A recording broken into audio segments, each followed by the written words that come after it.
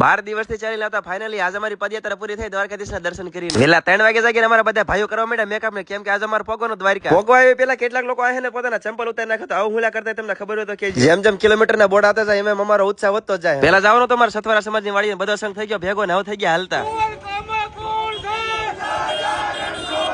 Finally હવે કાળા ઠાકરના દરબારમાં પગી ગયા કરી લીધા ધજાના દર્શન પણ પેલા અમારે જવાનું ગોમતી ઘાટે નાહવા અને આપણે તો હાથ પગ ધોઈ લીધા ખાલી ભીડ હજુ તો આમ તો હવે નોર્મલ છે અડધી કલાકમાં દર્શન કરીને આવતા રહ્યા બાય જ્યાં અમને પાછા મળી ગયા નારાયણ દાસજી જે મધ્યપ્રદેશથી ઉઘાડા પગ ગયા એવું કહેવાય કે રૂક્ષ્મણી માતાના દર્શન કરીને આ યાત્રા આપણી પૂર્ણ થાય તો તમે દર્શન કરી આ ફૂલ ચડાવવા લીધું પણ ચડાવવાનું ભૂલી ગયો એવું કોણ યાત્રા આપણે આ પૂરો થઈ રિક્ષા બેન પાસે આવી ગયા મંદિર તરફ ને ધજાના દર્શન કરી લો ફરતા કામ તો હવે આપણે હે ને તો હાલીને ઉપડી ગયા દ્વારકાની આજુબાજુની જગ્યામાં રખડ લાઇટ હાઉસ તો બન્યું તો ઉપડી ગયા સનસેટ પોઈન્ટ મસ્ત ઠંડો પવન ને સૂર્યના ઢળતા જોતા જોતા કર્યો જરાક નાસ્તો ખબર નહીં આપણે ક્યારે આમ ફોટા પાડશે ઉઠાલે રે બાબા 2-3 મણ ફોટા પાડી વંડી ઠેકીને પાછા આવી ગયા મંદિર બાજુ તમે ફરતી પાછો ધજાના દર્શન કરી ઉપડી ગયા હોટલે તળ દેવા હવે બોલશે ખાવાની ફાકા 170 અનલિમિટેડ માં ખાઈ ખાઈને તો ડાજ કાઢ નાખે ને અમારા 2-3 જણા તો હજુ લડે હાલો ફોલો સબસ્ક્રાઇબ કરી નાખો જય દ્વારકાધીશ.